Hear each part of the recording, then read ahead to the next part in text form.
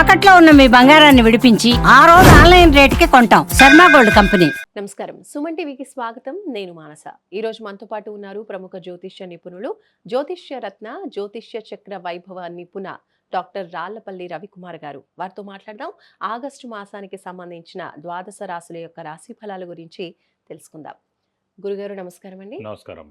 గురుగారు, ఈ ఆగస్టు మాసంలో ద్వాదశ రాశులకి సంబంధించి ఏ ఏ రాశికి ఎలాంటి ఫలితాలు ఉన్నాయి అనే విషయాలు తెలుసుకోవాలనుకుంటున్నాం. అంతకన్నా ముందు గురుగారు, ద్వాదశ రాశిలో ఏ ఏ గ్రహాలు ఏ ఏ స్థానాల్లో ఉన్నాయి అనే విషయాలు తెలుసుకోవాలనుకుంటున్నాం. శరదిందు సమాకారే పరబ్రహ్మ స్వరూపిణి వాసరాపీఠ నిలయే సరస్వతి నమస్తుతే. సుమన్ టీవీ ప్రేక్షకులకు నమస్కారం. ఈ మాసం అంటే ఆగస్టు నెలలో ద్వాదశ రాశుల్లో నవగ్రహాలు ఎక్కడున్నాయో తెలుసుకుందాం. ఎందుకంటే సాధారణంగా మనం రాశి ఫలాలు చెప్పుకునేటప్పుడు ఎందుకు అసలు నవగ్రహాలు ద్వాదశ రాశుల్లో ఉన్నాయి, వాటి ఫలితాలు ఏంటని ఎందుకు చెప్పుకోవాలంటే, సూర్యుడు అంటే ప్రతి నెల ఒక రాశి నుంచి ఇంకో రాశిలోకి మారుతాడు. బుధుడు శుక్రుడు 20 రోజులు మారుతాడు. చంద్రుడు ప్రతిరోజు ఒక్కొక్క నక్షత్రం మారుతాడు. అలాగే కుజుడు 45 రోజులకు మారుతాడు. అలాగే రాహు కేతులు ఎండార్థం, గురువు 1 ఇయర్, శని 2.5 years అన్నమాట. మేజర్ ప్లానెట్స్ అయిన గురువు, శని, రాహు, కేతులు అయితే మటుకు మనం గోచారిత్య సంవత్సర ఫలం చెప్పుట చూడండి, మన ఉగాది రోజు ఆ రోజు చెప్పుడే సంవత్సరం మొత్తం ఫలితం తెలుస్తుంది. కానీ మాస ఫలితం ఇలా చెప్పుకున్నప్పుడు మటుకు బుధుడు మారుతాడు, శుక్రుడు మారుతాడు, రవి ఖచ్చితంగా ప్రతి నెల మారుతాడు. కాబట్టి అక్కడి నుంచి అక్కడ అంటే కొంతమందికి వివాహం ఫిక్స్ అవ్వడం కానివ్వండి, ఉద్యోగం రావడం కానివ్వండి, ప్రమోషన్ కానివ్వండి, ఫారెన్ వెళ్ళడం కానివ్వండి, ఇలాంటివన్నీ అవ్వాలంటే కనుక ఈ ఇయర్లో గురుబలం ఎంత బాగున్నా కూడా ఏ మంత్లో ఇంకా అత్యధికంగా బాగుంది, శుక్రబలం చాలా బాగుంది అనుకోండి, వెహికల్ కొంటాడు, వివాహం అవుతుంది. అలాగే గురుబలం చాలా బాగుంది అనుకోండి, పెళ్ళి అవుతుంది, సంతానం కలుగుతుంది, ధనం వస్తుంది. అలాగే బుధుడు చాలా బాగున్నాడు అనుకోండి, అప్పుడు ఆ నెల అంతా వ్యాపారం చాలా బాగుంటుంది. ఇలా ఇవన్నీ తెలుసుకోవాలంటే ప్రతి మాసం కూడా ఎక్కడున్నాడు మనకు ఆ గ్రహం, మన రాశి నుంచి ఏ స్థానంలో ఉన్నాడు అని చూసుకోవడానికి దాన్ని బట్టి తెలుస్తుంది. ఇప్పుడు మనకి సూర్యుడు వచ్చేసి ఆగస్టు 15 to సెప్టెంబర్ 15 మనకి స్వస్థానమైన సింహరాశిలో ఉంటాడు. నెక్స్ట్ వచ్చేసి బుధుడు మనకి కర్కాటక రాశిలో ఉన్నారు. అలాగే శని మనకి మీన రాశిలో ఉన్నాడు. రాహు మనకి కుంభరాశిలో ఉన్నారు. కేతు వచ్చేసి మనకి సింహరాశిలో ఉన్నాడు. అలాగే కుజుడు కన్యా రాశిలో ఉన్నారు. అలాగే గురు శుక్రులు ఇద్దరు కూడా మనకి మిథున రాశిలో ఉన్నారు. మొన్నటిదాకా కుజుడు కేతు కలిసి ఉన్నారండి. సో ఈ 2 monthsలోనే అందుకే చూడండి చాలా ఈ ఏరోప్లేన్ క్రాష్ అవ్వడం, ఈ ఫైర్ యాక్సిడెంట్స్ విపరీతంగా అవడం, ఆ ఫ్యాక్టరీస్ అన్నీ కాలిపోవడం, షార్ట్ సర్క్యూట్ అవ్వడం, ఇవన్నీ కూడా జరిగాయి అనమాట. దేవుడి వల్ల మనకి ఇప్పటి నుంచి ఒక 8 months దాకా, అంటే ఇక్కడ నుంచి మనం ఒక 8 months వేసుకున్నట్టు కనుక మనకి ఫిబ్రవరి, మార్చి దాకా మళ్ళీ ఇలాంటి ఇబ్బందులు ఏమి ఉండవండి. మేజర్ యాక్సిడెంట్స్, ఈ ఎర్త్క్వేక్స్, ఈ ఇలాంటివన్నీ కూడా తీసుకున్న యుద్ధాలు కానీ ఇలాంటి ఏదైనా తీసుకోండి, ఇలాంటివన్నీ కూడా ఒక 8 months అయితే ప్రశాంతంగా ఉండొచ్చని చెప్పుకోవచ్చు అన్నమాట. ఇవ్వండి నవగ్రహాలు ద్వాదశ రాశుల్లో ఈ ఆగస్టు మంత్ ఈ స్థానాల్లో ఉన్నాయి. ఆగస్టు మాసంలో కుంభరాశి వాళ్ళ మాస ఫలాలు ఏ విధంగా ఉన్నాయనే విషయాలు తెలుసుకుందాం. గురుగారు, కుంభరాశి వాళ్ళకి ఈ నెల ఎలా ఉంటుంది, ఎలాంటి విషయాల్లో అనుకూలతలు ఉన్నాయి, ఎలాంటి విషయాల్లో జాగ్రత్తగా ఉండాలో తెలియజేయండి. తప్పకుండా. కుంభరాశి అనగా మనకి ధనిష్ట 3-4 పాదాలు, శతభిషం 1, 2, 3, 4 పాదాలు, పూర్వభద్ర 1, 2, 3 పాదాలు ఈ కుంభరాశిలోకి వస్తాయి.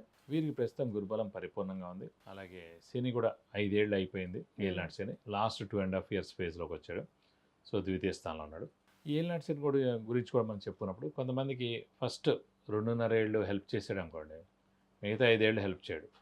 సెకండ్ ఫేజ్ 2.5 years హెల్ప్ చేసాడు అనుకోండి, ఫస్ట్ 2.5, లాస్ట్ 2.5 చేయడు.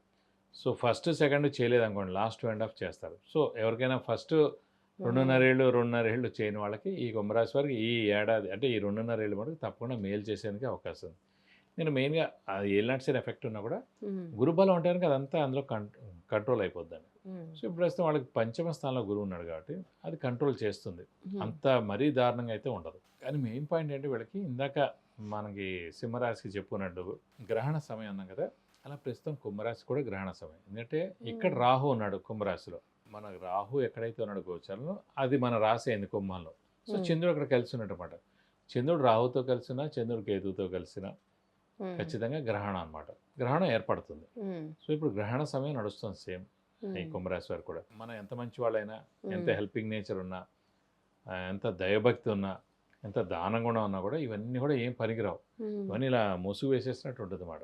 ఇందాక చెప్పుకున్నాం కదా మనం, సూర్యగ్రహణం అన్నప్పుడు సూర్యుడు లాంటి గ్రహమే కనిపించే సమయం అంతా కూడా అలాగే వీళ్ళ మంచితనం ఇవన్నీ కూడా బయట కనిపించవు. వీళ్ళు అన్న చిన్న మాటే వాళ్ళు పట్టించుకుంటారు.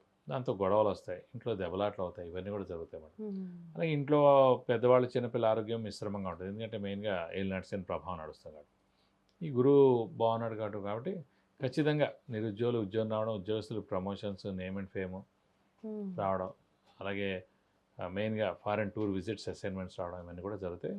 ఓవరాల్గా చూసేటంటే కుంభరాశి వారికి బాగుందని చెప్పుకోవాలి. కుంభరాశి వాళ్ళకి మరి ఆరోగ్యం ఎలా ఉంటుంది గురుగారు? ఆరోగ్యం కొంచెం మిశ్రమంగా ఉంటుందని చెప్పుకోవాలి, ఎందుకంటే ముఖ్యంగా మనకి ఏలినాటి శని ఎఫెక్ట్ కూడా ఉంది కాబట్టి, లాస్ట్ ఫేజ్ నడుస్తాం కాబట్టి ఇంట్లో పెద్దవాళ్ళు కానీ చిన్నపిల్లలు కానీ, అంటే ఈ రాశి వారు ఎవరైతే ఉన్నారో వారికి చిన్న చిన్న అనారోగ్యాలు చేసేందుకు అవకాశాలు ఎక్కువగా ఉన్నాయి. మరి కుంభరాశి వాళ్ళు ఈ మాసంలో ఎలాంటి పరిహారాలు పాటించాలంటారు? వీరు కూడా శని ఎఫెక్టే ఉంది కాబట్టి ప్రతి శనివారం ఉపవాసం ఉంటే చాలా మంచిది. వీలైతే ఒక శనివారం రోజు రక్తదానం చేస్తే చాలా మంచిది. అలాగే శివుని ఎక్కువగా ఆరాధించడం చాలా మంచిది, లేదంటే వెంకటేశ్వర స్వామిని ఎక్కువగా ఆరాధించడం చాలా మంచిది, లేదంటే మనకి ఆంజనేయ స్వామిని ఎక్కువగా ఆరాధించడం మంచిది. శివుడు అష్టోత్తరం రోజు చదువుకున్నా మంచిది, లేదంటే కనుక ఆంజనేయ స్వామి అష్టోత్తరం రోజు చదివితే చాలా మంచిది. అలాగే ముఖ్యంగా వెంకటేశ్వర స్వామి అష్టోత్తరం బుధవారం రోజు చదివితే మరీ మంచిది. బుధవారం రోజున వెంకటేశ్వర స్వామి టెంపుల్కి వెళ్ళి 40 ప్రదక్షిణాలు, మంగళవారం శనివారం ఏమో ఆంజనేయ స్వామి గుడికి వెళ్ళి 40 ప్రదక్షిణాలు, శివుడి చుట్టూ అయితే సోమవారం రోజు 40 ప్రదక్షిణాలు చేస్తే కనుక మీకు అన్ని విధాలా మంచి చేకూరుతుంది. విద్య, ఉద్యోగం, వ్యాపారం, విదేశీయానం, ఆరోగ్యం, సంతానం, ఇంకా ఇలాంటి ఎన్నో విషయాలకు సంబంధించి మీరు వ్యక్తిగతంగా గురువు గారి నుంచి సమస్యలకి పరిహారాలు తెలుసుకోవాలి అనుకుంటే స్క్రీన్ పైన కనిపించే నంబర్స్కి కాల్ చేయొచ్చు, లేదా వాట్సాప్ మెసేజ్ చేసి అపాయింట్మెంట్ తీసుకోవచ్చు. ధన్యవాదాలు గురుగారు. నమస్కారం. నమస్కారం.